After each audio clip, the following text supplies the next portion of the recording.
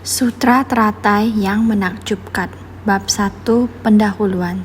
Sinfa Siang Sutra Teratai episode 114.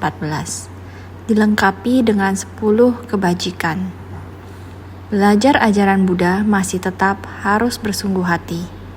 Buddha mengajarkan kita agar batin dan pikiran harus dipusatkan pada apa yang sedang dilakukan. Pikiran dipusatkan kepada dharma yang sedang dilafalkan. Jika kita bisa sepenuh hati difokuskan untuk giat bersemangat, tidak kendur, dengan sendirinya kebajikan kita, apa yang telah kita dapatkan, mendapatkan dharma menunjukkan kebajikan. Ini merupakan hal yang kita setiap orang seharusnya yakini. Beberapa hari ini selalu membicarakan mengenai 10 kebajikan Buddha. 10 gelar telah terlengkapi. 10 kebajikan telah sempurna, barulah bisa disebut sebagai Buddha. Buddha adalah Sang Maha Sadar. Sadar harus menyadari dan mengetahui segala sesuatu yang ada di antara langit dan bumi. Bukan hanya yang ada di langit dan bumi, juga harus 3000 maha ribu dunia, yakni kebenaran sejati alam semesta, masa lampau, saat ini, masa yang akan datang. Tidak ada prinsip yang tidak diketahui, tidak ada permasalahan yang tidak dimengerti. Ini membutuhkan waktu yang sangat panjang, satu hati dan satu tekad untuk menghayati permasalahan besar duniawi di alam semesta. Di depan telah membicarakan hingga di antara 10 kebajikan dari Buddha. Selanjutnya adalah Anuttara, 10 gelar Buddha, Tathagata, Arhat, Samyak Sambuddha, Vidya Carana Sampana, Sugata, Lokavit, Anuttara, Purusadamya Sarata, Sasta Deva Manusanam, Buddha Bhavagan. Anuttara berarti datang ke dunia manusia secara luas demi membimbing para makhluk. Berharap setiap orang menabur benih kebajikan, menumbuhkan akar kebajikan hingga ketika akar kebajikan itu matang, dapat memperoleh pembebasan, bahkan mencapai tingkat yang setara dengan Buddha, yaitu keadaan lengkap dengan 10 gelar. Inilah kebajikan Buddha. Kesempurnaan kebajikan Buddha maka disebut Anuttara. Agar semua orang dapat menjadi setara dengannya, karena Buddha disebut Anuttara, bagaimana yang dimaksud dengan Anuttara? Artinya baik dewa maupun manusia, bahkan para Sravaka, Pratyeka Buddha, dan Bodhisattva, semuanya masih belum sempurna. Di atas para Bodhisattva masih ada Buddha. Hanya Buddha yang merupakan pencerahan paling sempurna. Inilah yang dimaksud bahwa jalan para Buddha adalah sama. Para Buddha dan Bodhisattva menjelma ke dunia untuk membimbing dan mendidik para makhluk. Ini adalah perwujudan peristiwa di dunia manusia, agar semua orang memiliki pemahaman tentang tatanan dan tingkatan etika. Oleh karena itu, Buddha disebut Anuttara. Kedudukan ini adalah pencerahan tertinggi. Tidak ada lagi yang lebih tinggi dari Buddha. Pencerahan Buddha telah paling sepenuhnya sempurna, maka disebut Anuttara. Buddha membawakan dharma benar bagi para makhluk, memungkinkan semuanya sampai pada tingkatan dari kebijaksanaan. Kebajikan Buddha telah mencapai kesempurnaan, sehingga layak disebut Anuttara, yang tiada tara. Selanjutnya, Purusadamya Sarata, penjinak makhluk, adalah menggunakan berbagai dharma untuk mewujudkan karya besar, menjinakkan semua makhluk di dalam alam dharma. Artinya, merujuk kepada beliau ingin menggunakan ajaran agung yang tinggi dan tiada tara untuk menyempurnakan para makhluk di dunia, terutama para makhluk yang tercerahkan. Semuanya memiliki sifat tercerahkan ini. Guru penakluk merujuk kepada orang yang menaklukkan pada makhluk yang beragam. Semua makhluk memiliki tabiat buruk yang berbeda. Manusia Jika kita berbicara mengenai manusia, setiap orang memiliki tabiat buruk yang berbeda. Untuk menaklukkan kondisi batin manusia yang berbeda tidak mudah, terutama ketika membahas para makhluk. Para makhluk yang berjiwa dengan bentuk tubuh yang berbeda, semuanya memiliki tabiat buruk yang berbeda. Ketika Buddha muncul di dunia, tekad batin beliau adalah menggunakan berbagai metode untuk menyempurnakan misi utamanya. Semua misi utama yang telah kita bahas adalah untuk mengembangkan sifat kebudaan yang merupakan hakikat dasar setiap orang. Dapat berkembang, membuat berbagai macam tabiat buruk kembali kepada satu sifat, kembali kepada sifat semua yang setiap orang miliki, yang murni dan cemerlang, sehingga seperti yang sering dikatakan dalam pelatihan diri, tidak ada yang perlu dilatih selain melatih tabiat buruk kita. Diri kita sendiri untuk menjinakkan tabiat buruk sendiri itu sudah tidak mudah. Apakah kita masih punya cara untuk menjinakkan tabiat buruk orang lain? Sangat sulit, tetapi tetap harus menyemangati diri, berusaha dengan segenap hati menjadi teladan bagi orang lain. Sebagai upaya dalam membimbing orang lain, inilah apa yang bisa kita lakukan sebagai manusia awam. Oleh karena dengan meneladani Buddha untuk mencapai kebudaan, bukanlah tidak mungkin, tergantung pada diri kita sendiri, kembali pada diri kita sendiri. Harus introspeksi diri terhadap tabiat buruk kita. Apakah kita berupaya untuk menjinakkannya? Mengenai karya besar dari Buddha yang dapat menjinakkan semua makhluk di dalam alam Dharma, sebenarnya ini juga untuk mendidik kita. Yang dapat mendidik kita bukan hanya Buddha Sakyamuni, juga sifat hakiki kita sendiri. Hakikat diri dari 3 mestika. Kita sendiri memiliki sifat Buddha. Kita harus mendidik diri sendiri, membangkitkan kebijaksanaan kita sendiri. Ini yang dinamakan dengan Dharma, menjinakkan tabiat buruk diri sendiri melalui tindakan kita, disebut Sangha. Maka itulah hakikat diri dari 3 mestika. Setiap orang perlu membangkitkan sifat hakikat diri menjadi penjinak makhluk. Sifat diri kita ini harus dimunculkan. Maka Anuttara dan Purusadhamya Sarata, penjinak makhluk, semua ini harus kita praktikkan. Sebagai manusia biasa, janganlah kita selalu menganggap diri kita sebagai orang awam. Sekarang kita belajar ajaran Buddha, dan satu-satunya cara untuk belajar ajaran Buddha adalah menaklukkan sifat diri sendiri serta melatih tekad. Dengan ketekunan kita, semua ini harus kita kembangkan sendiri. Sebenarnya, Dharma tidak perlu dicari keluar. Stupa puncak Gunung Nasar ada di dalam hati kita. Persamuhan di puncak Burung Nasar juga ada di dalam batin kita. Karena itu, setiap orang bisa menjadi tuan dari persamuhan di puncak Burung Nasar. Kita harus membangkitkan keyakinan diri. Selanjutnya disebut Sasta Dewa Manusyanam. Guru dari para dewa dan manusia adalah guru pembimbing bagi para dewa dan manusia, agar semua makhluk yang ingin memahami ajaran Buddha lebih mudah melatihnya. Inilah yang harus kita pahami. Sasta Deva Manusyanam adalah teladan Buddha, bukan hanya menjadi guru bagi manusia di dunia, bahkan Buddha Gautama juga menjadi tempat berlindung bagi Dewa Indra, Sakro Devanam Indra, yang datang berlindung kepada Buddha. Dan para makhluk surga pun berlindung kepada Buddha. Karena itu, Buddha juga merupakan guru dan pembimbing bagi para dewa dan manusia. Maka Buddha disebut sebagai guru bagi manusia dan dewa, yaitu membimbing semua makhluk agar dapat menapaki jalan menuju pencerahan tertinggi yang sempurna.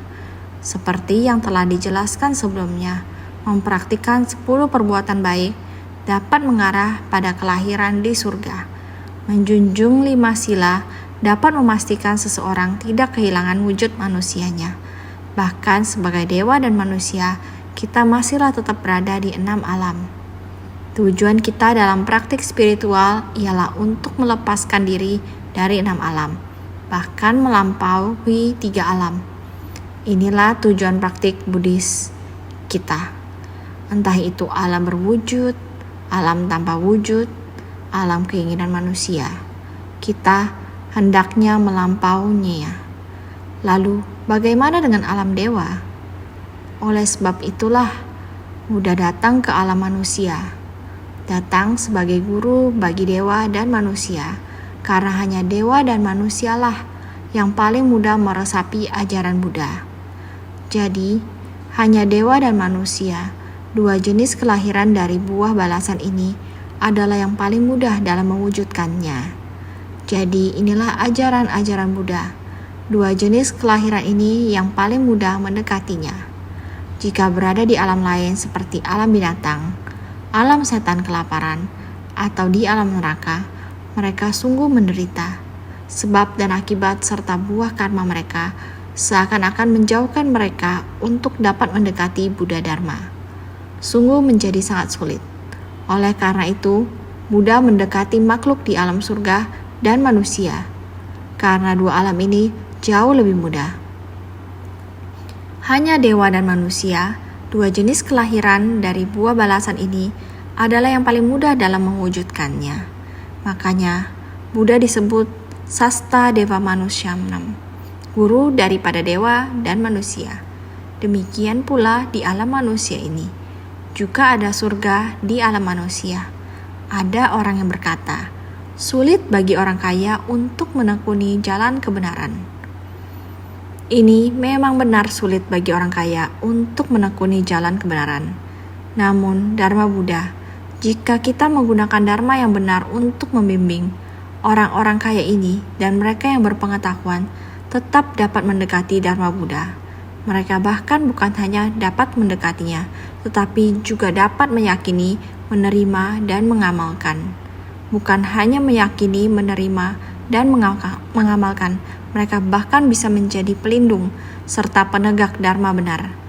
Mereka juga termasuk makhluk surga di alam manusia. Oleh karena itu, dalam ajaran agama Buddha, kita perlu membimbing makhluk surga dan manusia agar masuk ke dalam Dharma benar. Hanya dengan menempuh jalan yang paling benar di dunia ini, kita dapat memberi manfaat bagi orang banyak, membantu meluruskan pola pikir mereka tanpa pamrih dan bersumbangsi dengan cinta kasih. Setelah bersumbangsi, perasaan ini, saling mengasihi ini telah melampaui dalam berinteraksi satu sama lain. Kondisi dari saling berinteraksi cinta kasih ini telah melampaui. Inilah tanpa meminta balasan. Bukan hanya tanpa meminta balasan, kita juga harus memiliki hati penuh syukur. Saya senantiasa berkata kepada insan suci, bersumbangsi tanpa pamrih, dan juga harus senantiasa bersyukur, karena para makhluk datang untuk menyempurnakan kita. Orang yang menderita dapat membangkitkan kebijaksanaan kita, karena di dalam penderitaan samsara dapat memicu kita untuk terlepas dari samsara, memahami bahwa kelahiran dan kematian adalah hukum alam. Dengan sendirinya, tubuh dan batin kita dari kontradiksi keinginan dan ketidaktahuan ini memicu kita menemukan cara menuju pembebasan. Oleh karena itu, bagi yang belum menanam akar kebajikan, agar kiranya dapat menanamnya. Bagi yang belum matang, agar kiranya dapat matang. Bagi yang telah matang, agar kiranya dapat memperoleh kebebasan. Sesungguhnya, Buddha ingin menyampaikan ini kepada kita, agar batin kita, setiap orang, memiliki satu arah yang benar. Bagaimana menghapus dan menundukkan tabiat kita, serta menjinakkan pikiran kita.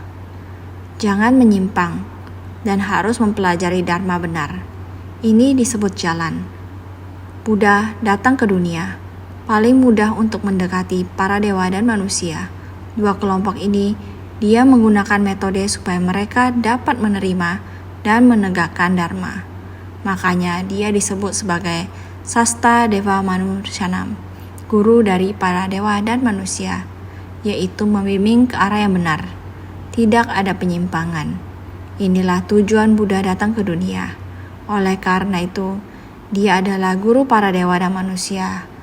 Guru adalah seseorang yang dapat memandu ke arah jalur yang benar dan ke dalam aturan kedisiplinan.